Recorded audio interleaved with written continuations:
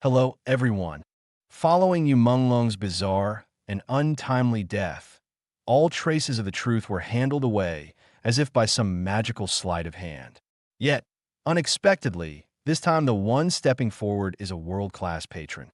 During the birthday celebration of Taiwan city god on the annual frying oil pot ceremony, fans inscribed the names of the 17 individuals suspected of involvement in the fatal banquet onto the list, consigning them all to the pot, imploring the city god to seek justice for Menglong.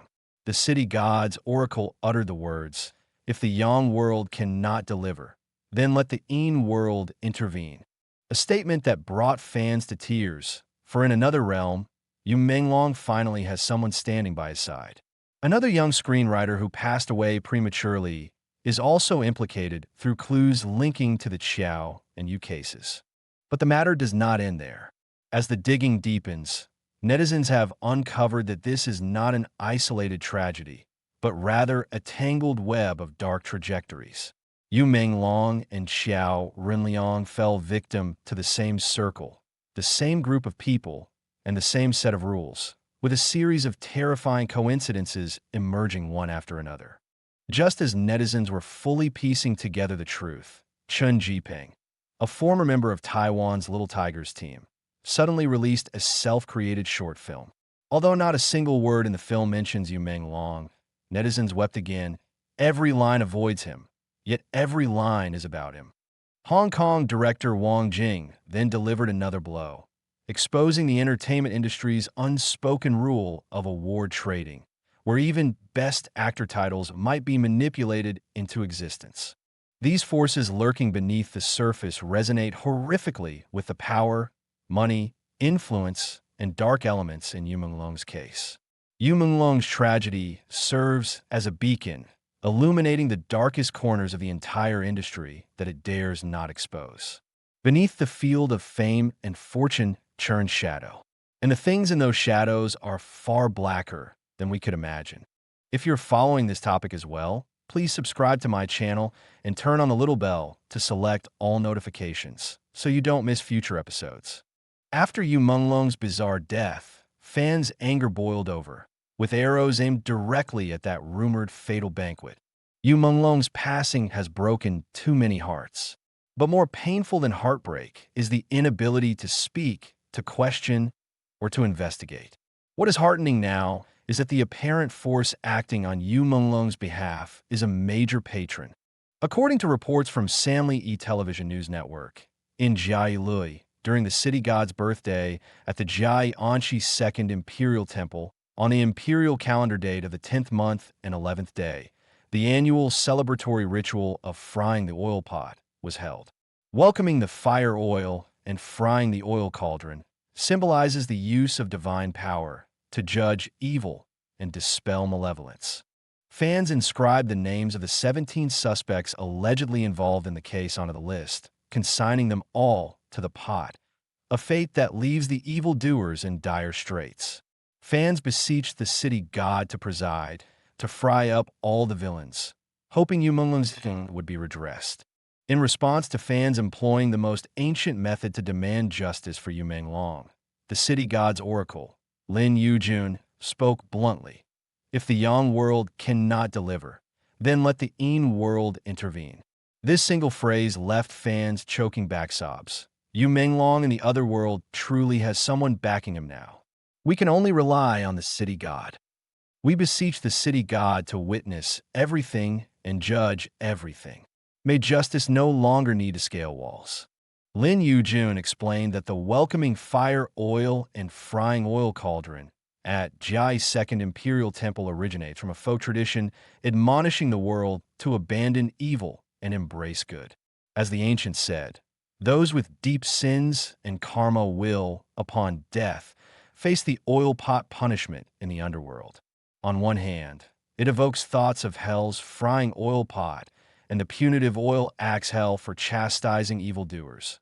On the other, frying the oil pot punishes the wicked while serving as a caution to the world, carrying the intent of chastising evil and encouraging virtue, fostering a mindset of goodness, upholding the righteous path, and perpetuating societal benevolence in cycles. Lin Yujun also shared perspectives on faith in the city god. The city god and Yama are judicial officials of the divine realm, dispatched by the Jade Emperor to the Underworld to judge the merits, demerits, rights, and wrongs of mortals. Recently, Chih-peng, a former member of Taiwan's Little Tigers team, shared a self-created video recounting the inner voice of a little dog after being cruelly harmed by its owner. Though the film contains no mention whatsoever of Menglong, many netizens who watched it exclaimed, "Every line avoids him, yet every line is about him." On December 1st, Chih-peng posted a reenacted short film on his personal Douyin account, based on an original 2021 piece calling for animal protection. The post read, "Every life deserves to be treated with gentleness." In the short film, Chih-peng, portraying the little dog, is struck dead by its owner with a hammer and now awaits ascent to heaven. The little dog recalls its final memories in life as so dark, so cold, so painful, and a hammer, inevitably evoking revelations of Menglong being confined in a secret room, beaten, and tortured while alive. When asked if it was killed by a hammer blow, the little dog replies, "No, it was already nearly dead before that." This again evokes associations with claims that Menglong was already dead or near death before being thrown from the building. The little dog describes itself as covered in wounds. When asked, "Why didn't you resist?" the little dog answers, "I had no strength left. I hadn't eaten for so long. He didn't give me food." Menglong's ordeal was similar. In his final months, he became emaciated, his teeth suspected to have been pulled out, and he was believed to have been deliberately starved. The little dog speculates on the reason for its victimization. Not obedient enough, not pretty enough, too lively, but none are correct. The true answer is simply because it was a little dog. Many netizens watched with heartache. Isn't this Menglong's own experience? Every sentence evokes him. Every line avoids him, but every line is him. He left in such pain, such misery, such darkness. Thank you for this at this critical juncture. A double entendre. Thank you for speaking out indirectly. Brave as you are, please stay safe too. Chih-peng had once collaborated with Menglong on the show Chase the Light. Brother. After Menglong's passing, Chih-peng had forwarded messages and posted 3 praying hands emojis. Over the past 2+ months, netizens have relentlessly campaigned for Menglong, step by step assembling the truth behind the fatal banquet. As the investigation deepened, footage from Qiao Renliang's past suddenly resurfaced. What exploded across the entire web was that his public naming of his enemy, Yishu, overlapped in multiple places with the 17-person list from Menglong's case. This bizarre intersection left netizens exclaiming, "Too unusual." Not only did it ignite even greater questions, but it also escalated the eerie atmosphere surrounding the entire incident. At a 2010 awards ceremony, Qiao Renliang held his trophy and, before all eyes, publicly named his enemy as Yishu, nicknamed Lady Guagua. At the time, the once wildly popular variety show Lady Guagua had a producer named Yishu, sparking further speculation. Was the Yishu Qiao Renliang referred to this person's name?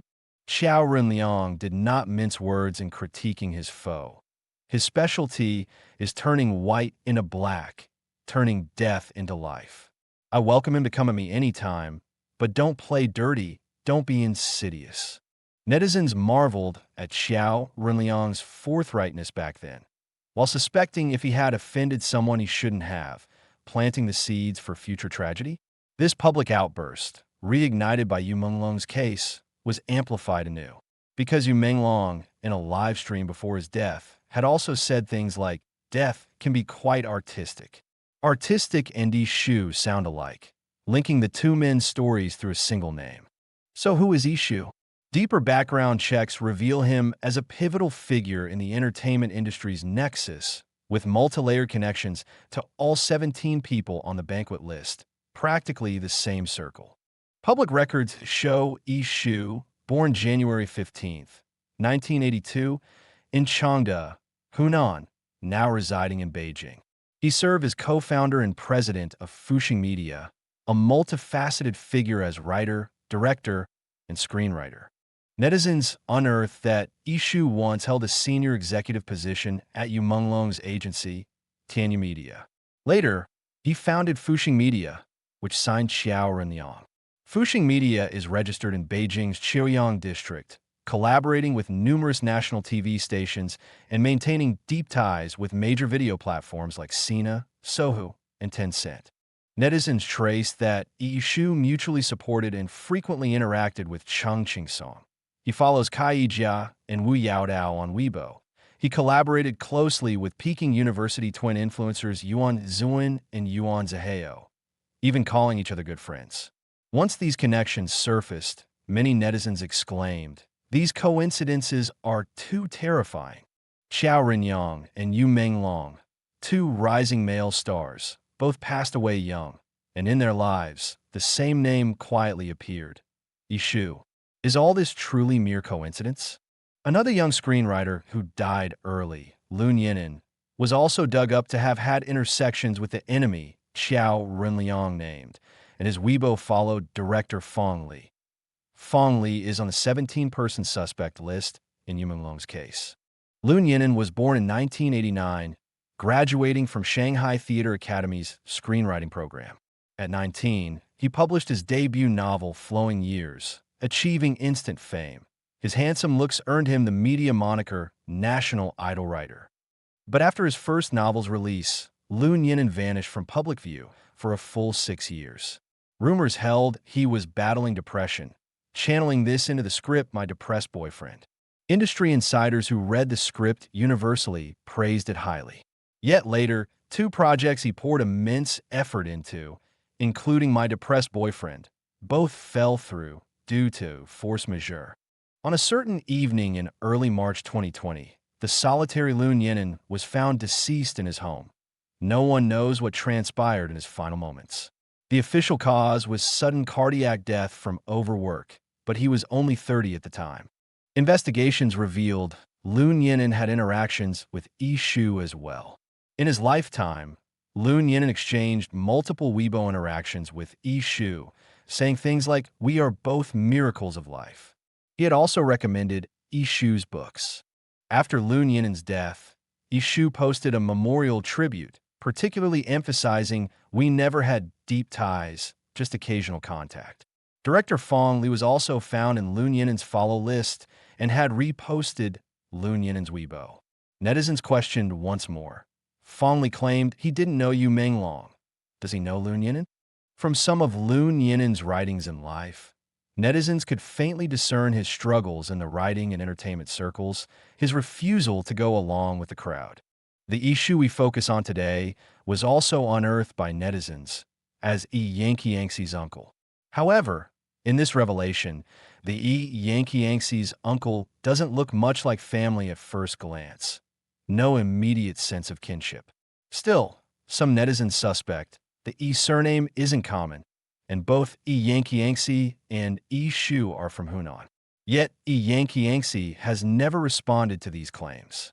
Not long ago, the 38th China Golden Rooster Awards were announced, with 24-year-old Yankee winning Best Actor for the film A Little Me, not only securing his first crown, but becoming the youngest Best Actor in Golden Rooster history. Unexpectedly, Yankee crowning was ruthlessly exposed by entertainment heavyweight Hong Kong director Wang Jing.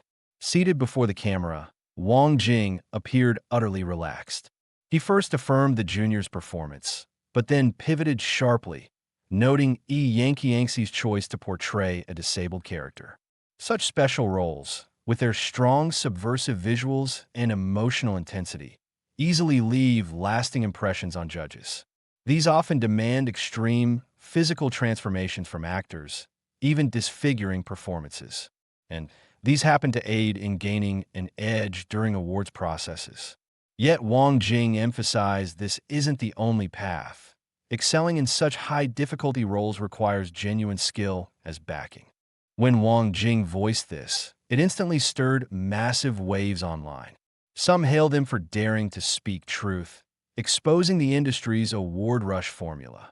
Others opposed, accusing him of dismissing young actors' efforts.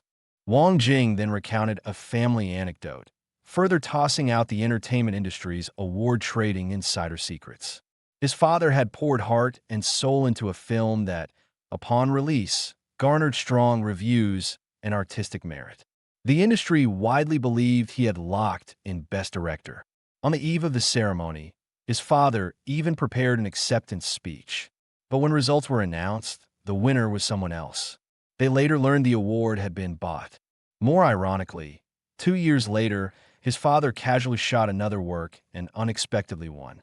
This was seen in the industry as a form of compensation. Wang Jing's remarks, seemingly tossed offhand, were like lifting a corner of the entertainment industry's fig leaf. He knows the game rules all too well, intimately familiar with the machinations. In truth, award trading has never been a secret. What is truly frightening is that this is merely the tip of the iceberg in the entertainment industry's dark puzzle.